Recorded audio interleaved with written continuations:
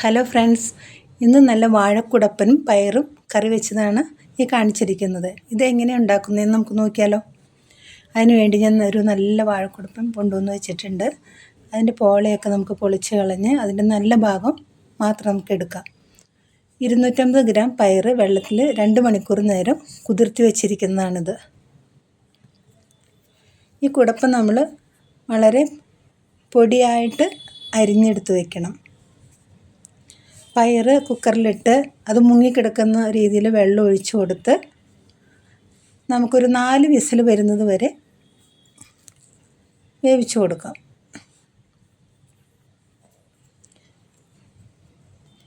നമ്മൾ അരിഞ്ഞു വെച്ചിരിക്കുന്ന ഈ കുടപ്പനിലേക്ക് നമുക്കൊരു 1/2 ടീസ്പൂൺ വെളിച്ചെണ്ണ ചേർത്ത് തിരുമ്മി അതിൻ്റെ കൂടെ തന്നെ ഒരു 1/2 ടീസ്പൂൺ മഞ്ഞളും കൂടെ തിരുമ്മിയെടുത്ത് വയ്ക്കണം.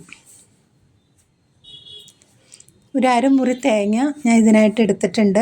അത് ഒന്ന് കറക്കി എടുത്ത് വെക്കണം.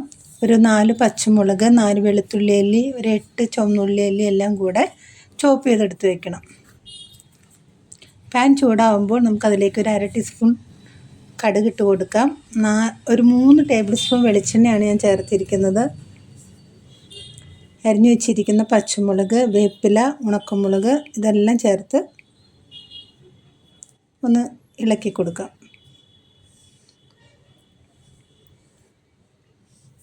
ഇനി അതിലേക്ക് ചോപ്പ് ചെയ്ത് വെച്ചിരിക്കുന്ന ഉള്ളി ഇട്ട് കൊടുക്കാം.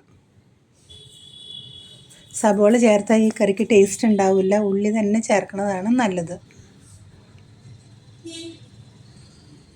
ഇനി ഇത് നല്ലോണം മൂത്ത് കഴിയുമ്പോൾ നമുക്കതിലേക്ക് ഒരു 1/2 ടീസ്പൂൺ മുളക് പൊടി ഇട്ട് കൊടുക്കാം.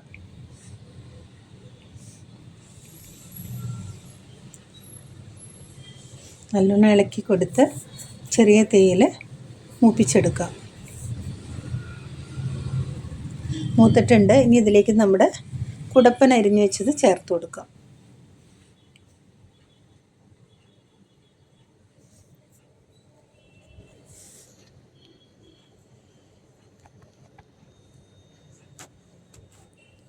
അതിലേക്ക് നമുക്കൊരു 1/4 ടീസ്പൂൺ ഉപ്പ് ചേർത്താൽ മതി. നേരത്തെ കുക്കറിൽ പയർ വേവിച്ചപ്പോൾ 1 ടീസ്പൂൺ ഉപ്പ് നമ്മൾ ചേർത്തിട്ടുണ്ട്. നല്ലോണം മിക്സ് ചെയ്ത് കൊടുത്ത് അടച്ച് വെച്ച് ഒരു 2-3 മിനിറ്റ് വേവിച്ചെടുക്കാം. അത് ഇടയ്ക്കൊന്ന് തുറന്ന് നോക്കി ഇളക്കി കൊടുത്ത് വേവിച്ചെടുക്കണം.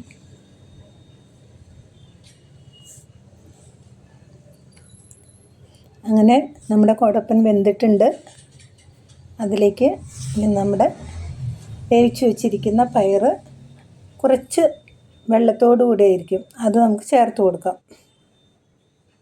അതിൻ്റെ കൂടെ തന്നെ തേങ്ങയും ഇട്ട് കൊടുത്ത് നല്ലോണം മിക്സ് ചെയ്ത് കുറച്ച് സമയം ഒന്ന് അടച്ച് വെച്ച് ഒരു 2-3 മിനിറ്റ് നേരം ഒന്ന് അടച്ച് വെച്ച് ഇളക്കി കൊടുത്ത് നമ്മുടെ കറി റെഡിയാക്കി എടുക്കാം.